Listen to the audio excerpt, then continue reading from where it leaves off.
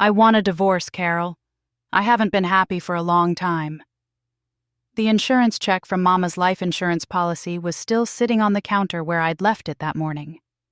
$500,000. I'd just deposited it 2 days ago. 2 days. My hands started shaking so bad I had to put down my coffee cup. What are you talking about, Tom? We've been married 37 years. He wouldn't even look at me. Just kept his eyes on that check stub like it was a lottery ticket. I've been thinking about this for months, Carol. We want different things. You're always at church, always fussing over those grandkids. I need to think about my happiness. I felt like somebody had reached into my chest and squeezed. This man I'd stood beside since I was 23 years old. The man I'd raised 2 children with. The man whose shirts I'd ironed every Sunday morning for church. The man whose mother I'd taken care of when she got sick, bathing her and feeding her when his own sisters wouldn't even visit. Months? The word came out like a whisper. You've been thinking about leaving me for months, but you waited until what? He finally looked at me then, and his eyes were cold. Stranger's eyes. This ain't about your mama's money, Carol. Don't try to make it about that. But it was. Lord knows it was. I could see it in the way his jaw was set, in the way he'd already moved his favorite chair closer to the door like he was ready to walk out. In the way he'd suddenly remembered he was unhappy exactly 48 hours after I became $500,000 richer. Let me back up. Let me tell you how we got here. Mama died 3 weeks ago.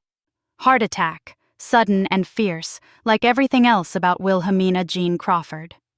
She was 82 years old and still singing in the choir every Sunday, still hosting family dinners every first Sunday, still telling anybody who'd listen exactly what she thought about everything. I was her only child, her baby girl, and when she went, she took a piece of my soul with her. The funeral was beautiful. Our church, Greater Hope Baptist, was packed wall to wall. Mama had touched so many lives. Pastor Williams gave a sermon that had everybody crying and clapping at the same time, talking about how Mama had been a warrior for the Lord, how she'd fed the hungry and clothed the poor and never met a stranger. Tom sat beside me in that front pew, holding my hand, looking every bit the supportive husband. Our daughter Tasha flew in from Houston with her 2 girls, and our son Darnell drove up from Atlanta with his wife and son. We looked like the perfect family. Everybody said so. After the repast, after all the hugs and casseroles and if you need anything promises, I went to meet with Mama's lawyer, Mr. Vernon Hutchinson. He'd been her attorney for 30 years, since way back when Daddy passed. Your mother was a very wise woman, Mr. Hutchinson said, sliding papers across his big oak desk. We were in his office downtown, in one of them old buildings with high ceilings and crown molding that made you feel like important things happened there. She set up her life insurance policy in a very specific way. I nodded, trying to focus through my grief. Tom was sitting beside me, and I could feel him leaning forward in his chair, say, "The policy is for $500,000, Mr. Hutchinson continued. But she structured it as an inheritance trust with you as the sole beneficiary." "What does that mean?" Tom asked, speaking up for the first time. Mr. Hutchinson looked at him over his glasses. "It means the money is Carol's separate property. Inheritance, not marital assets." I didn't think much of it at the time. Mama had always been careful with money, always planning ahead. She'd grown up poor in Mississippi, come to Chicago in the 50s with nothing but a cardboard suitcase and a dream. She knew the value of $1, knew how to protect what was hers. The check came in the mail on a Tuesday. I opened it standing at the mailbox and just stared at all those zeros. $500,000. More money than I'd ever seen in my life. More money than Tom and I had made in the last 10 years combined at our jobs before we retired. I brought it inside and showed Tom. He looked at it for a long time, not saying anything. Then he smiled, but it didn't reach his eyes. "That's real good, baby. Real good. Your mama took care of you." That was Tuesday afternoon. By Thursday morning, he wanted a divorce. Now, sitting at my kitchen table watching this man I'd loved for almost 4 decades tell me he was leaving, I felt something break inside me. But it wasn't just my heart. It was something else. Something like the chains that had been holding me down without me even knowing they were there. "Fine," I said, and my voice was steady, stronger than I felt. "If that's what you want, Tom, then fine. But don't you dare act like this is about your happiness." "Don't you insult me like that." His face got red. "You don't know what you're talking about." "I know exactly what I'm talking about. You've been just fine for 37 years. You've been just fine through my working 2 jobs to put Tasha and Darnell through school. You've been just fine through me taking care of your mama and my mama. You've been just fine through everything until the day I got money that's mine and mine alone. That money should be ours." The words exploded out of him before he could stop them. There it was, the truth, naked and ugly between us. "Get out," I said quietly. "What?" "Get out of my house. The house my mama helped us buy. The house I've been cleaning and cooking in and making a home in for 30 years. Get out." He stood up so fast his chair fell backward. "You're gonna regret this, Carol. I'll take you to court. I'll get my half of everything. You ain't gonna cut me out like I'm nothing." After he left, slamming the door so hard the pictures on the wall shook, I sat there in the silence. The house felt different. Empty, but also somehow lighter. Like when you finally clean out a closet that's been cluttered for years. My phone rang. It was my best friend Gladys from church. "Girl, I just heard from Sister Murphy, who heard from her cousin Denise, who works at the bank. She said Tom was in there yesterday asking about opening a separate account and wanting to know about divorce laws in Illinois." My stomach dropped. "Yesterday?" "Yesterday. Carol, what's going on?" I told her everything. About the insurance money, about Tom's sudden unhappiness, about him leaving. Gladys listened without interrupting, which is how I knew it was serious. Gladys always had something to say about everything. When I finished, she was quiet for a moment. Then, "Carol, I need to tell you something, and you're not going to want to hear it." "What?" "Last month, when you were down in Springfield taking care of your mama before she passed, I saw Tom at Red Lobster. He wasn't alone." The room started spinning. "What do you mean he wasn't alone?" "He was with a woman, younger. They were holding hands across the table, Carol. I almost came over there, but then I thought maybe I was seeing things wrong. Maybe it was innocent. Maybe—" "Who was she?" "I don't know. I'd never seen her before. Light-skinned girl, long weave, looked like she was in her 40s maybe. They seemed real comfortable with each other. Carol, I'm so sorry. I should have told you right away. But you were dealing with so much with Miss Wilhelmina being sick, and I just—" After I hung up with Gladys, I did something I never thought I'd do. I picked up Tom's iPad that he'd left on the coffee table. He never locked it because he said he didn't have nothing to hide. I opened up Facebook. Before we continue, please drop a comment if you've ever experienced something like this. We'd love to hear your story and subscribe to the channel to help us grow. It took me 15 minutes of searching through his friends list before I found her. Simone— no, wait, I needed a different name. Let me call her Jasmine. Jasmine Porter. Her profile picture was her in a tight red dress, lips pouty, looking like she was trying to be somebody's video vixen at 45 years old. I clicked on her page, and my whole world tilted sideways. There were posts going back months, pictures of her and Tom at restaurants, pictures of them at a hotel in Indiana, pictures of her wearing jewelry I'd never seen before. And the captions. Lord, the captions. Finally found a real man who knows how to treat me right. Age ain't nothing but a number when you're with your soulmate. Can't wait to start our new life together, baby. That last one was posted 3 days ago, the day after I got the insurance check. But it was the most recent post, from this morning, that made my blood run cold. My man is finally leaving his wife. Getting divorced and we can be together for real. About to be set for life, y'all. God is good. There were dozens of comments. People congratulating her. People saying Tom was a lucky man. People saying she deserved to be happy. And there, in the comments, Tom had responded, "Can't wait to spend the rest of my life with you, baby. We're going to have everything we ever wanted." My hands were shaking so bad I almost dropped the iPad. I took screenshots of everything. Every post, every comment, every picture. I sent them all to my email. Then I called Mr. Hutchinson. "Carol?" He sounded surprised to hear from me. "Is everything all right?" "No, sir, it's not. I need to know something about that inheritance trust my mama set up. Tom just asked me for a divorce, and he seems to think he's going to get half of that insurance money." There was a pause. Then Mr. Hutchinson said something that changed everything. "Carol, I think you better come see me first thing tomorrow morning, and bring any evidence you have of why he's really filing for divorce. Because if what I'm thinking is true, your husband just made the biggest mistake of his life." I hung up the phone and looked around my kitchen. At the table where we'd eaten thousands of meals. At the counters where I'd packed thousands of lunches. At the walls where I'd hung pictures of our family, our life, our history. And I thought about Mama. About how she'd always told me to be smart, to protect myself, to never let a man make me feel small. About how she'd structured that insurance policy in a very specific way, like she knew something I didn't. Like she was protecting me even after she was gone. I picked up my phone and called Tasha in Houston.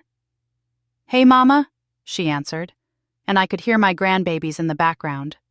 "How you holding up?" "Baby, I need to tell you something about your daddy." "What about him?" I took a deep breath. "Your daddy asked me for a divorce today, 2 days after I got your grandmother's insurance money." There was a long silence. Then, "He what?" "And there's more. He's been seeing another woman, for months, looks like. I got proof." "Mama, I'm coming home, tomorrow. I'm getting on the first flight out." "You don't have to do that, baby." "Yes, I do. Because Daddy has lost his mind, and you're gonna need people around you who actually love you. Not for what you got, but for who you are." After we hung up, I tried calling Darnell in Atlanta. It went to voicemail. I left a message telling him to call me back, that it was important. He didn't call back that night, or the next morning. But Tasha did exactly what she said. She was on my doorstep by noon the next day with both my granddaughters, Amara and Destiny. They ran to me like they always did, all hugs and grandma, and love that didn't want nothing in return. We went to see Mr. Hutchinson together, Tasha and me. He laid everything out in plain English. "Your mother was very deliberate about this, Carol. The insurance policy is structured as an inherited asset, which means it's yours alone. In Illinois, inherited property is separate property, not subject to division in a divorce. Your husband has no legal claim to it whatsoever." "But he thinks he does," I said. "Yes. And based on what you've told me about the timing and this woman he's been seeing, I believe we can prove that his filing for divorce is motivated by financial gain and adultery. That's going to work very much in your favor." Tasha leaned forward. "What does that mean exactly?" Mr. Hutchinson smiled, and it was not a friendly smile. "It means that when we get to court, your father is going to find out that the game he thought he was playing has completely different rules than he imagined." "But there's more," I said, and I pulled out my phone. I found his girlfriend's Facebook page. She's been posting about their affair for months. Pictures, comments, everything. And she posted this morning about how they're about to be set for life, with the divorce. Mr. Hutchinson looked at the screenshots I showed him, and his smile got wider. "Carol, do you know what this is?" "Evidence?" "This is a gift. This is them admitting, in writing, in public, exactly what they're trying to do. This is going to make my job very, very easy." That evening, after we left the lawyer's office, Tasha and I took the girls to get ice cream at that black-owned shop on 87th Street that Mama used to love. We sat outside in the spring sunshine, and I watched my grandbabies laugh and play, and I felt something I hadn't felt in weeks. Hope. My phone buzzed. It was a text from Darnell, finally. "Mom, Dad told me about the divorce. I think you're being selfish with Grandma's money. He deserves half. He was married to you when she died. You need to do the right thing." I stared at that text for a long time. At my son's words. My son who I'd carried for 9 months, who I'd walked to kindergarten holding his hand, who I'd stayed up with through science projects and basketball games and broken hearts. My son who was siding with his cheating father over his grieving mother. Tasha looked over my shoulder and saw the text. "Are you serious right now?" She grabbed my phone and started typing. "Tasha, don't. No, Mama, he needs to hear this." She hit send before I could stop her. I looked at what she'd written. "This is Tasha. Are you really taking Dad's side? He's been cheating on Mama for months. He filed for divorce 2 days after she got Grandma's money, and you think she's being selfish? Where were you when Mama was taking care of Grandma? When she was at the hospital every day? When she was planning the funeral alone because Dad was too busy? Wake up, Darnell." My phone rang immediately. It was Darnell. "Is that true?" he asked when I answered. "About Dad cheating?" "Yes." "How do you know?" "I have proof, pictures, social media posts, everything." He was quiet for a long moment. Then, "Dad said you were trying to keep all the money for yourself. He said you were being vindictive. He said, 'Your father is lying to you, baby, just like he's been lying to me.'" "I need to think about this," he said, and hung up. I sat there holding my phone, watching my grandbabies chase each other around the picnic tables, and I realized something. This divorce was going to show me exactly who people really were. Who loved me for me, and who had just been waiting for what they could get. That night, Tom came by the house to get some of his things. Tasha answered the door. "Where's your mother?" "She's not available right now, but I am. And I got something to say to you." I was standing in the kitchen, listening. I'd told Tasha not to confront him, but my daughter had never been good at doing what she was told. She got that from Mama. "You got some nerve," Tasha said, and her voice was shaking with anger. "Some real nerve coming in here after what you done. Cheating on Mama? Filing for divorce right after she loses her mother? Trying to take money that ain't yours?" "This is between me and your mother," Tom said. "You need to stay out of it." "Stay out of it? She's my Mama. And you're out here making a fool of her, making a fool of this whole family. I saw that woman's Facebook page, Daddy. We all saw it. You think you're slick, but you're just pathetic. Watch your mouth. No, you watch yours, because Mama got a lawyer now, a good one. And he's going to make sure you don't get a dime of Grandma's money. You played yourself, Daddy. You really did." I heard the door slam, heard Tom's car pull out of the driveway. When I came into the living room, Tasha was crying. "I'm sorry, Mama. I know you didn't want me to go off on him like that, but I just... Come here, baby." I held my daughter while she cried, this strong woman who'd flown across the country to stand by my side. "You ain't got nothing to be sorry for. Nothing at all." That night, I couldn't sleep. I kept thinking about everything. About Tom's cold eyes when he said he wanted a divorce. About Jasmine's posts celebrating her victory. About Darnell's text calling me selfish. About 37 years of marriage dissolving in 48 hours. But I also thought about Mr. Hutchinson's smile when he saw the evidence. About Tasha showing up without hesitation. About my grandbaby's hugs that expected nothing but love in return. About Gladys calling to warn me. About Mama setting up that trust to protect me even though she never said a word about why. At 2 a.m, my phone lit up with a notification. Someone had tagged me in a Facebook post. It was Jasmine. "Some women don't know when to let go," she'd written. "Carol, your husband doesn't love you anymore. He's with me now. Stop being bitter and move on. Real women don't hold on to men who don't want them." #boy, bye, / upgraded. Shash new life. She'd tagged me. Actually tagged me in a post mocking me on social media for the whole world to see. I screenshot that too and sent it to Mr. Hutchinson with a message. Add this to the file. His response came back within minutes. Excellent. They're building our case for us. Get some rest, Carol. The real fight starts soon. I lay back in bed and closed my eyes.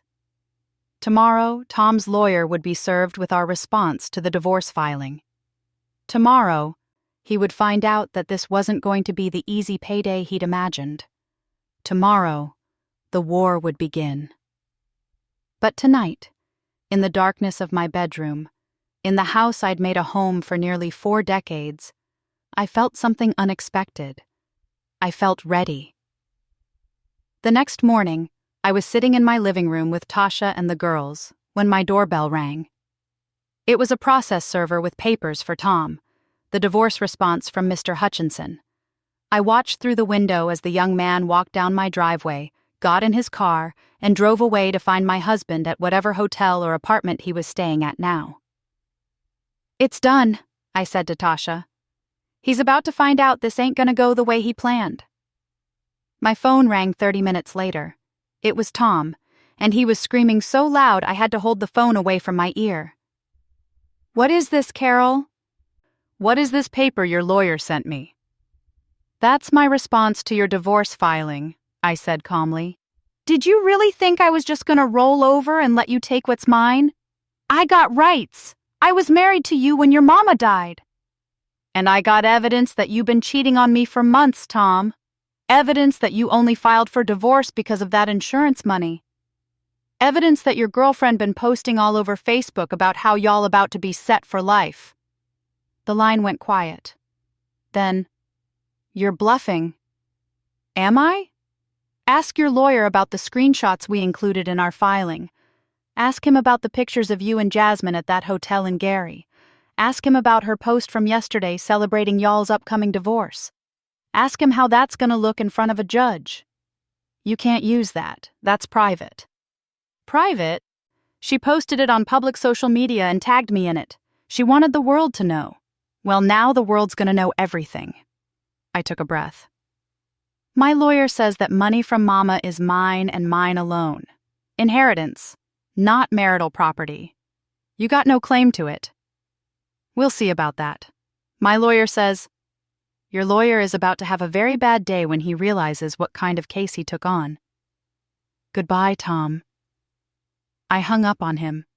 It felt good. Real good. Tasha was staring at me with wide eyes. Mama, who are you? Because that was cold. That was me finally standing up for myself. I looked at my daughter.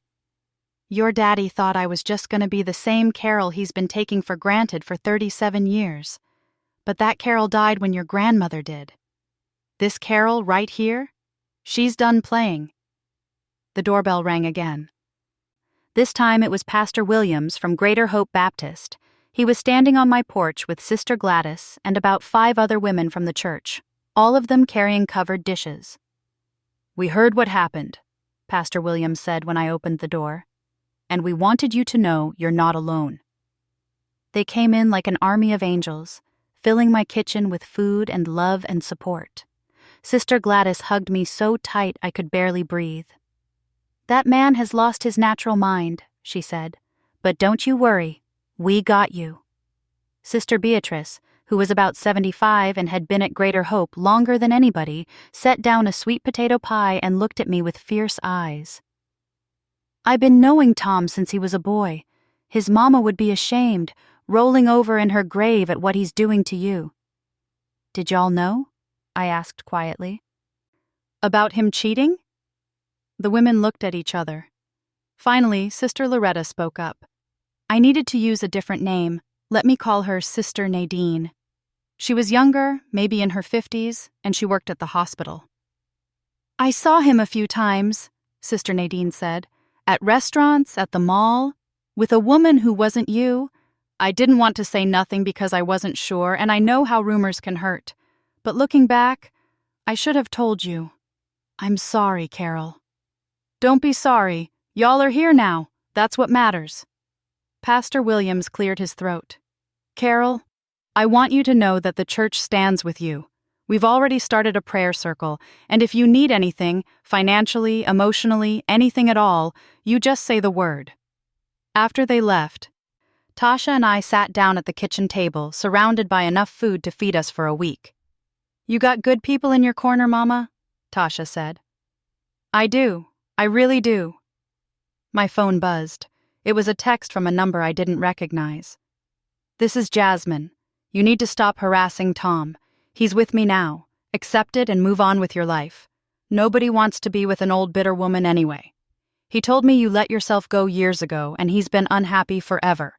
Do yourself a favor and sign the papers. I stared at that text for a long moment.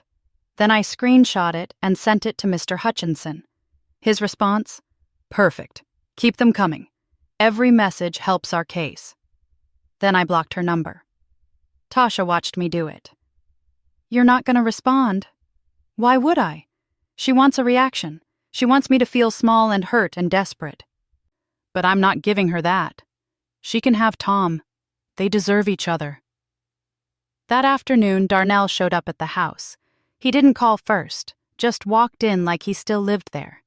He was wearing one of those expensive suits he liked, the kind that cost more than I used to make in a month. Mama, we need to talk. Hello to you too, son. I talked to Dad.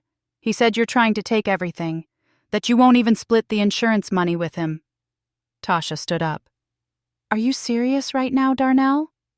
Stay out of this, Tasha. This is between me and Mama.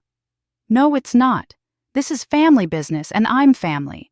Or did you forget that when you decided to take Dad's side? I held up my hand. Both of y'all sit down. I waited until they did. Darnell, let me ask you something. Where were you when your grandmother was dying? He looked uncomfortable. I was busy with work. I came to the funeral. You came to the funeral? That's right. You came for one day, showed your face, and left. You know who was there every single day for the last 3 months of her life? Me. Your father couldn't even be bothered to visit her more than twice. What does that have to do with everything? It has everything to do with everything. Your grandmother left that money to me, not to your father, not to anybody else, to me, because I was the one who took care of her. I was the one who held her hand when she was scared. I was the one who made sure she wasn't alone. My voice cracked. And your father waited exactly 2 days after I got that money to tell me he wanted a divorce. He said the marriage has been over for a while. He's been cheating on me, Darnell, for months, with a woman named Jasmine who's been posting about their affair all over Facebook. Did he mention that part? Darnell's face went pale. What? Your sister sent you the information. Did you even look at it? Did you even try to see what was really happening before you took his side? I didn't think... No, you didn't. You heard what you wanted to hear because it was easier than dealing with the truth. Your father is trying to steal from me, and you're helping him do it. Before we continue, if this story resonates with you, please hit that subscribe button and ring the notification bell so you never miss our next story. Darnell was quiet for a long time, then he pulled out his phone and started scrolling. I watched his face change as he looked at the screenshots Tasha had sent him. The pictures of Tom and Jasmine, the posts celebrating their affair, the comments from Tom himself. Oh my God, he whispered. Dad's really been... Yes, he really has been. I stood up. Now, you can either be part of this family and support me through this, or you can leave. But if you leave, Darnell, don't come back looking for anything from me. Not money, not forgiveness, not nothing. You understand? He nodded slowly, still staring at his phone. Mama, I'm so sorry. I should have believed you. You should have been here. You should have called me back when I needed you instead of taking 2 days to respond with some mess about me being selfish. But you didn't. So now I need to know. Are you with me or against me? I'm with you, Mama. I swear. I'm with you. Tasha wasn't buying it. Nah, you don't get to just say sorry and act like it's all good. You chose Dad. You called Mama selfish when she'd just lost her mother and found out her husband was cheating. You don't get a pass just because you finally decided to look at the evidence. Tasha, no, for real. Mama might forgive you, but I don't. Not yet. You're gonna have to prove you really changed your mind, and this ain't just about seeing which side's gonna win. The tension in the room was thick enough to cut. These were my babies, my children. And they were at each other's throats because of what Tom had done, because of the poison he'd brought into this family. Both of y'all stop, I said firmly. We're not doing this. We're not letting him break this family apart any more than he already has. Darnell, you want to make it right? Fine. You can start by telling me everything your father told you, everything he's planning. Darnell shifted in his seat. He said his lawyer thinks he can get half of everything. The house, the insurance money, your pension. He said once the divorce is final, he's gonna marry Jasmine and they're gonna move to Florida. Florida? I felt like I'd been slapped. He said he's been planning it for a while. Said y'all's marriage has been dead for years and he just stayed for the kids. Tasha made a disgusted sound. That's a lie. Mama and Dad were fine until Grandma died and left that money. There's more, Darnell said quietly. He wants me to testify at the divorce hearing. He wants me to say that you kept all the financial decisions from him, that you controlled everything, that he deserves half because he helped take care of Grandma too. And are you going to? I asked. No, Mama, I'm not. I see what's really going on now. I'm not going to help him steal from you. Good, because Mr. Hutchinson might want you to testify for our side instead, about how Tom wasn't there for Grandma, about how he's lying about helping take care of her. Darnell nodded. Whatever you need, Mama. I'll do it. That evening, after Darnell left, Mr. Hutchinson called me with an update. Carol, I've got good news and bad news. Which do you want first? Give me the bad news. Tom's lawyer is pushing for a fast trial date. They want this done within 60 days. Why is that bad? Because they're trying to catch us unprepared. They think if they rush it, we won't have time to build our case properly. But here's the good news. They just made a huge mistake. What kind of mistake? Tom filed a motion claiming financial hardship and asking for temporary spousal support. From you. He's saying that since you have the insurance money, you should be paying his bills while the divorce is pending. I almost dropped the phone. He what? He's asking for $5,000 a month in temporary support, but here's why it's a mistake. To prove financial hardship, he had to disclose all his assets and income. And guess what we found? What? Tom has a separate bank account we didn't know about. Opened 2 years ago, and there's been regular deposits going into it. Looks like he's been skimming money from your joint account for years. We're talking about almost $80,000 that he hid from you. I sat down hard in my chair. $80,000? That's right. Money he took from your household funds and squirreled away, probably planning this divorce for a long time. But now we have proof of financial fraud. That's going to devastate his case. Can we get that money back? We're going to try for that and more. Carol, I'm going to be honest with you. When we get to court, I'm not just going to fight for you to keep what's yours. I'm going to fight for you to get what he tried to steal. His pension, his retirement account, everything. Because what he did, the adultery, the financial fraud, the timing of this divorce, it's all going to work against him. After I hung up with Mr. Hutchinson, I just sat there in shock. $80,000. For 2 years, Tom had been stealing from our household, from the money we both earned, planning his escape while pretending everything was fine. Mama? Tasha came into the room with the girls. You okay? You look like you saw a ghost. Tom's been hiding money from me for 2 years. Almost $80,000. Tasha's mouth fell open. Are you kidding me? I wish I was. I looked at my daughter. Mr. Hutchinson says we can go after everything now. His pension, his retirement, all of it. Good. Take it all, Mama. He don't deserve nothing after what he did. That night, I couldn't sleep again. I kept thinking about all those years. All those times Tom had complained we didn't have enough money for vacations or repairs on the house. All those times I'd worked extra hours or cut coupons or made do with less. And the whole time, he'd been stashing away money, planning his betrayal. My phone buzzed at midnight. Another text from an unknown number. You think you're smart? You think you're gonna win? Tom loves me, not you. He never loved you. You were just convenient. Just a placeholder until someone better came along. I'm younger, I'm prettier, and I know how to treat a man right. You're a dried-up old woman who don't know when she's been replaced. Sign the papers and go away. I stared at that message for a long time. Then I screenshot it and sent it to Mr. Hutchinson like I'd done with all the others. But this time, I also responded before blocking the new number. Tell Tom he should teach you how to stop leaving evidence. See you in court.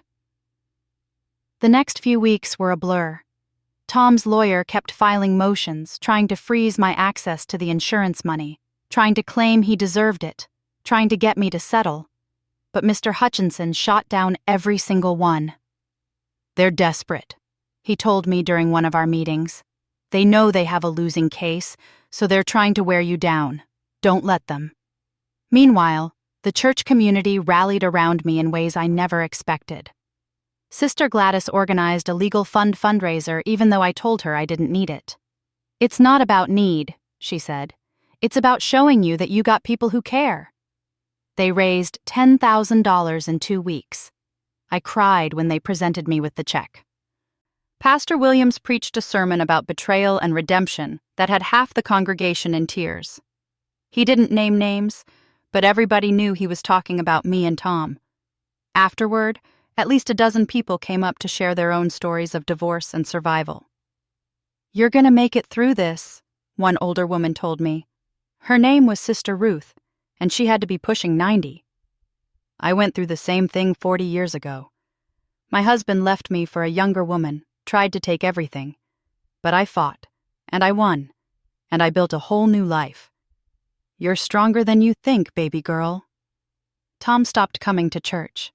I heard through Gladys that he was mad because Pastor Williams had taken my side and turned the church against him.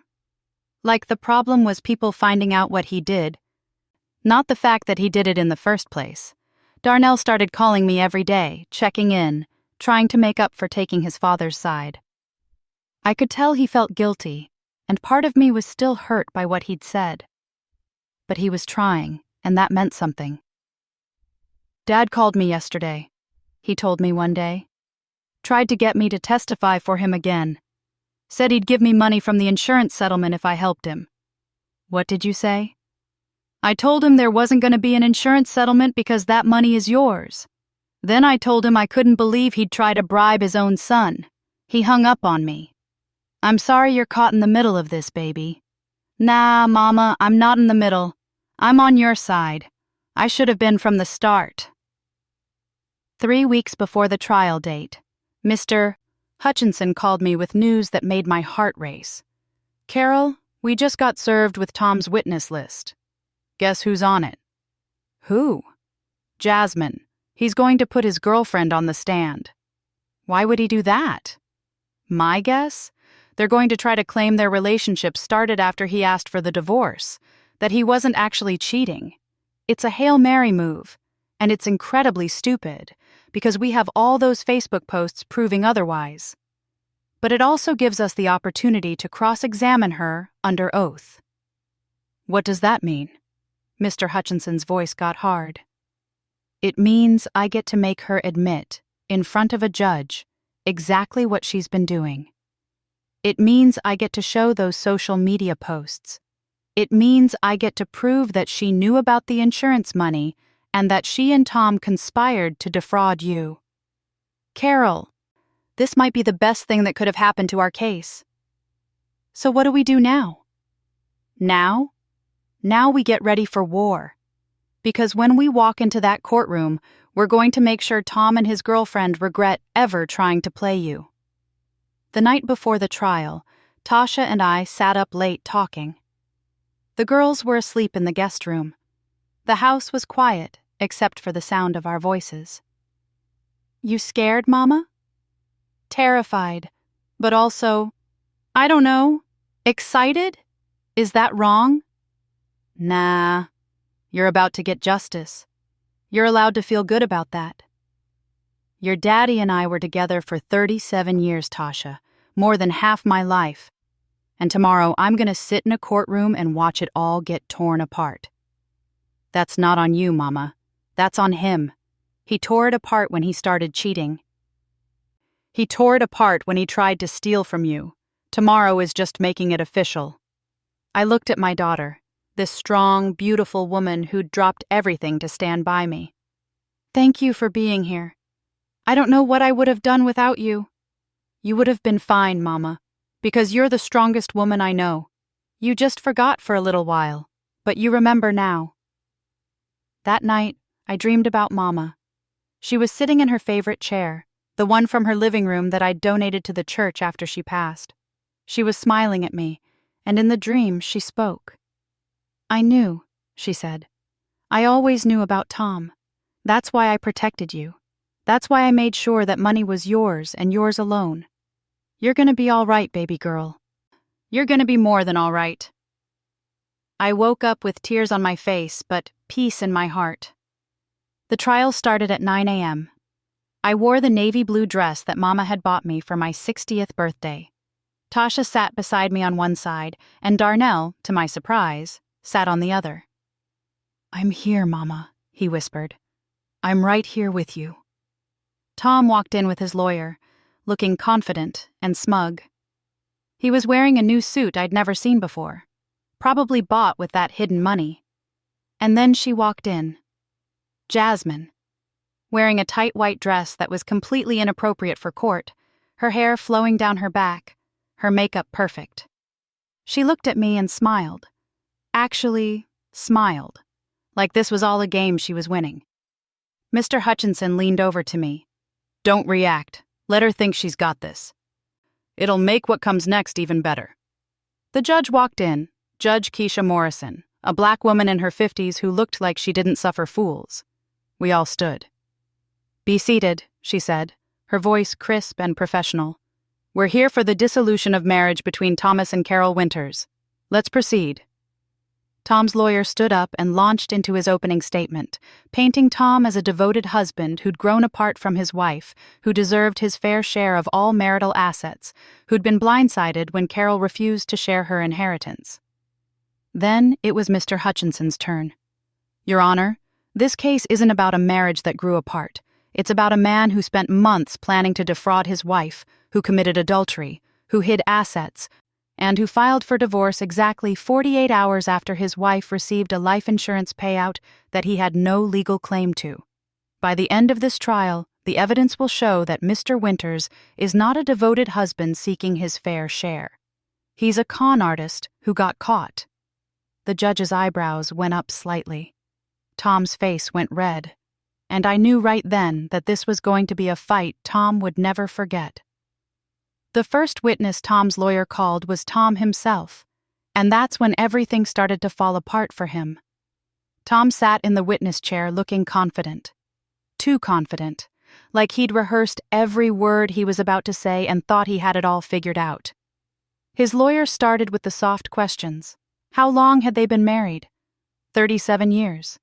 Did he love Carol? He used to, but things changed. When did he realize the marriage was over? About 6 months ago, he said, looking right at the judge like butter wouldn't melt in his mouth. "And did you know about the life insurance policy Mrs. Winters' mother left her?" his lawyer asked. "Not until after she got it," Tom lied. "I mean, I knew her mama had insurance, but I didn't know how much or when it would come through." "And when did you tell Mrs. Winters you wanted a divorce?" "A few days after she got the money. I know the timing looks bad, but I'd been building up the courage to leave for months. The insurance had nothing to do with it." His lawyer nodded sympathetically. And do you believe you're entitled to half of that insurance money? Yes, sir. We were married when her mama died. We shared everything for 37 years. I think I deserve my fair share.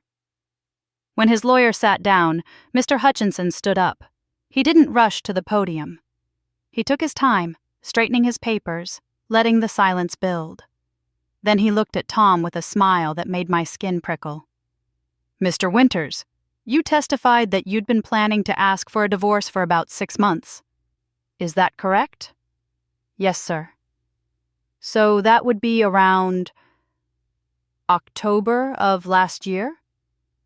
Around then, yes. Mr. Hutchinson pulled out a paper. Your Honor, I'd like to submit Exhibit A. This is a bank statement from October showing Mr. Winters deposited his entire paycheck into the joint account he shared with Mrs. Winters. If he was planning to leave, why would he continue to deposit his money into a joint account? Tom shifted in his seat. I hadn't worked out all the details yet. I see. And in November? December? January? Mr. Hutchinson pulled out more statements. You kept depositing into the joint account right up until 2 days after Mrs. Winters received the insurance money. Then suddenly you opened a separate account and moved $15,000 out of the joint account. Why? I needed my own funds for the divorce. Interesting. So you needed your own funds, but you didn't need them in October, November, December, or January when you were supposedly planning this divorce. You only needed them after your wife became $500,000 richer. Tom's lawyer objected, but Judge Morrison overruled it. Answer the question, Mr. Winters. The timing, it just worked out that way. Just worked out that way, Mr. Hutchinson repeated. Let's talk about timing some more. When did you meet Miss Jasmine Porter? Tom's face got tight. About 8 months ago. 8 months ago?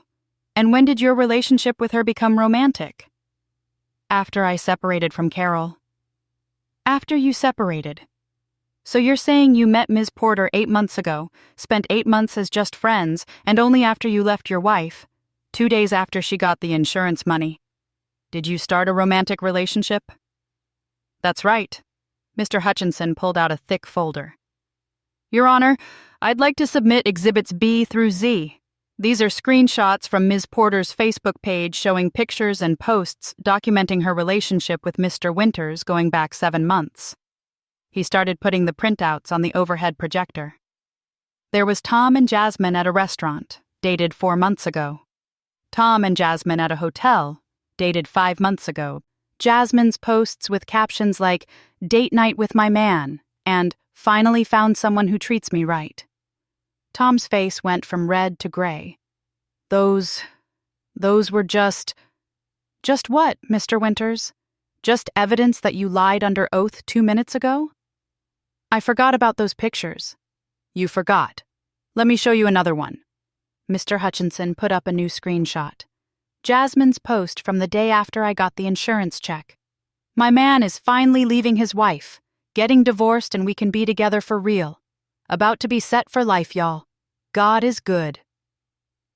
The courtroom was dead silent.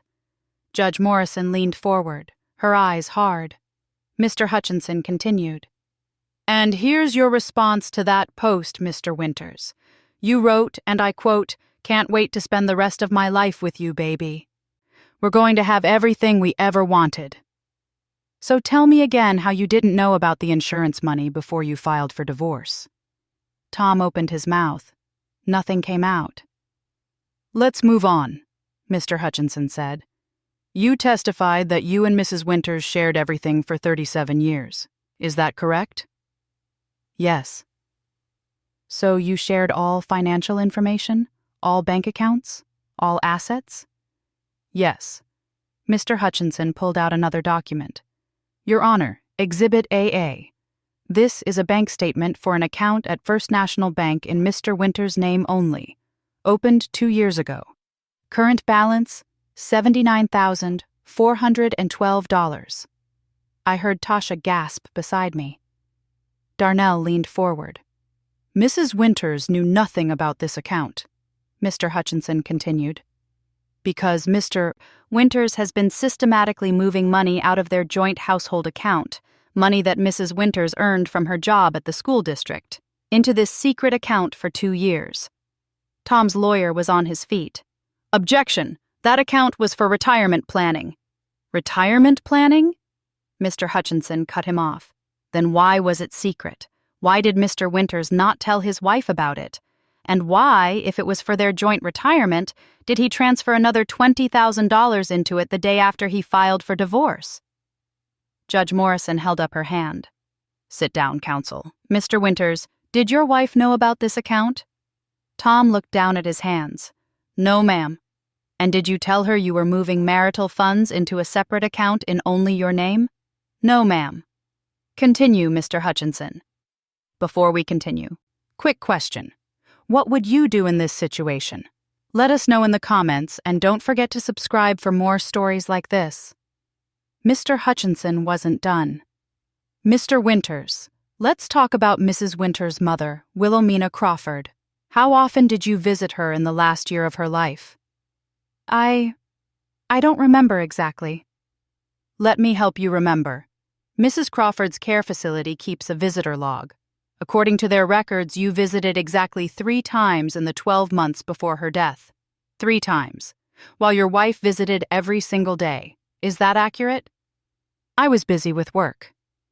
You were retired, Mr. Winters. You've been retired for 2 years. What were you busy with? Tom didn't answer. While your wife was caring for her dying mother, feeding her, bathing her, holding her hand through her final days, where were you? I don't have to listen to this. Yes, you do, Judge Morrison said sharply. Answer the question. I don't know, Tom said quietly. Different places. Different places like the hotel in Gary, Indiana with Ms. Porter. Different places like the restaurants where you were seen by members of your church community while your wife was at the hospital with her mother? Tom's lawyer objected again, but Judge Morrison denied it. She was looking at Tom like he was something she'd scraped off her shoe. When Mr. Hutchinson finally sat down, Tom looked like he'd been hit by a truck. His confidence was completely gone. Then it was Jasmine's turn. She walked up to the witness stand like she was walking a runway, switching her hips, smiling at Tom. She wore that tight white dress and heels so high I don't know how she walked. Tom's lawyer asked her basic questions. How did she meet Tom? At a friend's barbecue.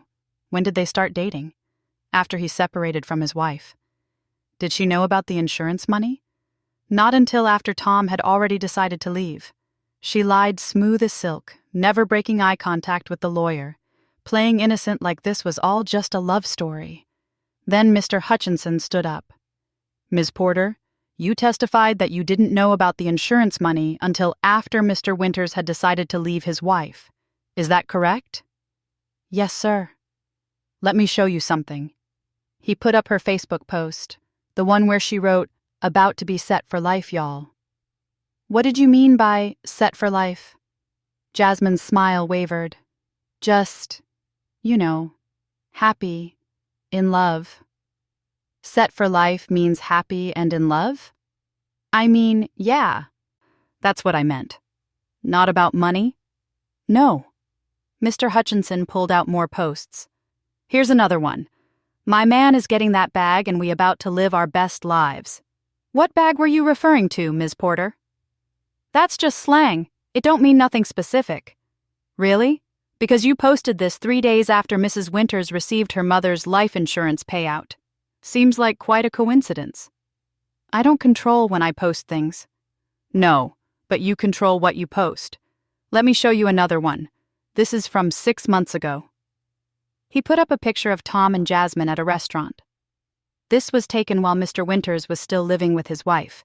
You testified that your romantic relationship started after he left her. Was that a lie? We were just friends then. Friends who went to hotels together? He put up another picture. This was posted 5 months ago. You're in a hotel room.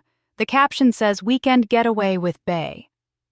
That's your word for boyfriend, correct? Jasmine's face was getting red. That was... You posted dozens of pictures and comments over the last 7 months documenting your affair with a married man. You bragged about it to your friends.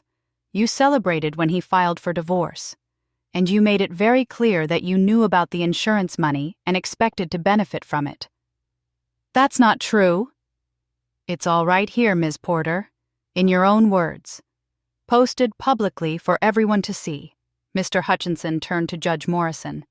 Your Honor, this woman, knowingly engaged in a relationship with a married man, encouraged him to divorce his wife for financial gain, and has been openly celebrating what she believed would be their windfall. She's not a victim. She's a co-conspirator. Objection! Tom's lawyer was shouting now. Ms. Porter is not on trial here. No, but her conduct is directly relevant to Mr. Winter's state of mind and his motivations for filing for divorce, Judge Morrison said.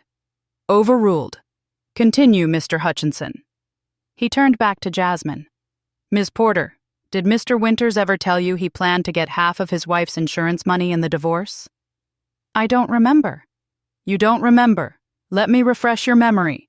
He pulled out printouts of text messages. These are texts between you and Mr. Winters obtained through legal discovery. On March 15th, the day after Mrs. Winters received the insurance money, Mr. Winters texted you. Just found out Carol got $500K from her mama. When we get divorced, I'm getting $250K. We're set. Do you remember that text? Jasmine's mouth opened and closed. I don't. And you responded, OMG baby, we can finally move to Florida like we planned. I'm so excited. Does that refresh your memory? I want a lawyer, Jasmine said suddenly. You're not under arrest, Ms. Porter, but you are under oath. Did Mr. Winters tell you he planned to get half of the insurance money? She looked at Tom. He was staring at the table, not helping her. Yes, she finally whispered. And did you encourage him to file for divorce quickly to get that money? Yes. Thank you. No further questions. Jasmine practically ran from the witness stand, her heels clicking on the floor. She didn't look at Tom as she left the courtroom. After that, it was just a matter of closing arguments. Tom's lawyer tried to salvage what he could, arguing that Tom still deserved something after 37 years of marriage, that everyone makes mistakes, that the insurance money was acquired during the marriage. But Mr. Hutchinson was devastating. Your Honor, this case is very simple. Mr. Winters committed adultery, he hid assets, he lied under oath, and he attempted to defraud his wife by filing for divorce specifically to obtain money that was legally and morally hers alone. The insurance policy was structured as an inheritance trust, making it Mrs. Winters' separate property under Illinois law. Mr. Winters has no claim to it whatsoever. But more than that, his conduct throughout this marriage, his failure to care for his dying mother-in-law, his secret bank account, his affair, his timing of this divorce, shows a pattern of selfishness and manipulation. Mrs. Winters gave him 37 years of her life. She worked 2 jobs to put their children through school. She cared for both of their mothers. She was faithful and devoted while he was planning his betrayal. We're not just asking that Mrs. Winters keep what's hers. We're asking that Mr. Winters be held accountable for what he's done. We're asking for Mrs. Winters to receive her fair share of his pension and retirement accounts, the same accounts he was trying to protect while going after her inheritance. We're asking for justice. Judge Morrison took a recess to review everything. We sat in the hallway for 2 hours. Tasha held one of my hands. Darnell held the other. Whatever happens, Mama, you stood up for yourself, Tasha said. You didn't let him win without a fight. I'm proud of you, Darnell added. I should have said that before. I'm proud of you for being strong. When we were called back into the courtroom, Judge Morrison looked at Tom with an expression I'll never forget. Pure disgust. I've been a judge for 17 years, she said, and I've seen a lot of ugly divorces. But this one stands out. Mr. Winters, your conduct throughout this marriage and during these proceedings has been reprehensible. You committed adultery. You hid marital assets. You lied under oath. And you attempted to manipulate the legal system to steal from your wife, a woman who, by all accounts, was nothing but devoted to you and your family. The insurance money from Mrs. Crawford's policy is Mrs. Winter's separate property. It was structured as an inheritance trust specifically to protect it from claims like yours. You have no legal right to it, and your attempt to obtain it through fraud is noted on the record. Furthermore, given your hidden bank account containing almost $80,000 of marital funds, your adultery, and your deceitful conduct, I'm awarding Mrs. Winters a disproportionate share of all remaining marital assets. She will receive the family home free and clear. She will receive 75% of your pension. She will receive 75% of your retirement accounts. And she will receive the full amount in the joint savings account. You tried to take what wasn't yours, Mr. Winters. Now you're going to pay for it. This divorce is granted. Mrs. Winters, you're free to go. The gavel came down. I sat there in shock. 75%. The house. Everything. Tom's face was white. His lawyer was already gathering papers, looking like he wanted to be anywhere else. Tom looked at me one time across that courtroom. I don't know what he expected to see. Maybe he thought I'd look sorry. Maybe he thought I'd look scared. But I just looked at him calmly and stood up. "Come on, Mama," Tasha said, linking her arm through mine. "Let's go home." Outside the courthouse, the sun was shining. Spring was in full bloom, flowers everywhere, the air warm and sweet. Mr. Hutchinson shook my hand. "You did good in there, Carol. Real good. Thank you. For everything. You earned this. Don't let anyone tell you different." Darnell hugged me tight. "I'm sorry, Mama, for everything. For doubting you, for taking his side, for not being there when you needed me. You're here now, baby. That's what matters." That night, we had dinner at my house. My house, all mine now. Tasha cooked Mama's famous fried chicken recipe. Darnell brought his wife and son, who I hadn't seen since the funeral. The grandkids ran around the backyard laughing and playing. Pastor Williams and Sister Gladys stopped by with a congratulations cake. Half the church wanted to throw me a party, but I told them I just wanted quiet for a while. "You got your justice," Gladys said, hugging me. "Miss Wilhelmina would be so proud." I thought about Mama then, about how she'd protected me even from her grave, about how she'd known somehow that I might need that insurance money to be mine, and mine alone. 2 months later, I was sitting on my porch drinking sweet tea when a car I didn't recognize pulled up. A young woman got out, hesitant, nervous. It was Jasmine. She walked up to the porch slowly, wringing her hands. "Mrs. Winters, can I talk to you?" "What do you want?" I wanted to say I'm sorry. For everything. For the posts, for the affair, for all of it. Tom and we're not together anymore. He left me the day after the trial. Said I ruined everything by admitting the truth on the stand. Said he never loved me anyway, just needed someone to keep him company while he planned his next move. I looked at her for a long moment. She looked different than she had in court. Smaller, younger, sad. "You made your choices," I said finally. "You chased a married man. You celebrated my pain. You thought you were going to get rich off my loss. Now you know better." "I do, I really do. I hope someday you can forgive me." "Maybe someday, but not today. Now I think you should go." She nodded and walked back to her car. I watched her drive away and felt nothing. No anger, no satisfaction, nothing. She wasn't worth the energy. 3 months after the divorce was final, I took Tasha and the girls on a trip to Jamaica. We stayed at an all-inclusive resort, ate good food, swam in the ocean, and laughed until our stomachs hurt. "You look happy, Mama," Tasha said one evening as we watched the sunset from the beach. "I am happy. For the first time in a long time, I really am. What are you gonna do now? With the house, the money, all of it? I'm gonna live, really live. Not just survive or make do or sacrifice for other people. I'm gonna travel. I'm gonna spoil my grandkids. I'm gonna take that art class I always wanted to take. I'm gonna do whatever I want, whenever I want, with whoever I want. That sounds perfect. It does, doesn't it? 6 months later, I was at church when Sister Beatrice pulled me aside. Girl, you look good. You lost weight? About 40 pounds, and about 200 pounds of husband. She laughed so hard she had to sit down. I'd started going to the gym with Gladys, started taking better care of myself, started wearing clothes I liked instead of clothes I thought Tom would approve of, started living my life for me.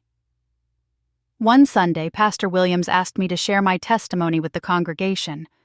I was nervous, but I did it. I want to tell y'all about losing everything and finding myself, I started.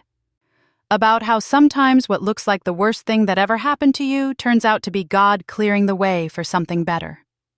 I told them about Tom leaving, about the betrayal, about the trial. I told them about the fear and the pain and the nights I cried myself to sleep. But I also told them about the strength I found, about standing up for myself, about fighting back, about winning. I'm not going to lie and say it was easy, I said, because it wasn't. It was the hardest thing I ever did. But I'm standing here today, free. Not just legally free from a bad marriage, but really free. Free to be who I am. Free to make my own choices. Free to live my own life. And if there's anybody out here going through something similar, anybody feeling trapped or scared or like they can't fight back, I want you to know you can.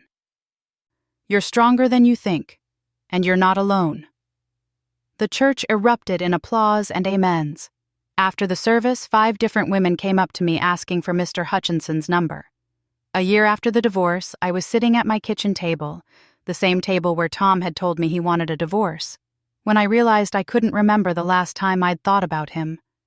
He'd moved to Florida like he planned, but without Jasmine and without my money. I heard through Darnell that he was living in a small apartment, working part-time at a hardware store, struggling to make ends meet on what was left of his pension. I didn't feel sorry for him, but I didn't feel angry anymore either. He was just gone. A chapter of my life that was closed. My phone rang. It was Tasha. Mama, I got news. I'm pregnant. You're gonna be a grandmother again. I started crying. Happy tears this time. Oh, baby, that's wonderful. I know. And Mama? I want to name her after Grandma. Wilhelmina. Willie for short. Is that okay? That's more than okay. That's perfect. After we hung up, I sat there thinking about everything. About Mama and her wisdom. About the insurance money that had revealed Tom's true nature. About the trial and the victory. About the life I'd built from the ashes of my marriage. I thought about how a year ago I'd been at my lowest point. Grieving my mother, betrayed by my husband, doubting everything I thought I knew about my life. And now? Now I was free. Now I was happy. Now I was living the life I'd always deserved. Tom had thought he'd get half of everything. Instead, he lost it all. And I gained everything that really mattered. My dignity, my freedom, my peace.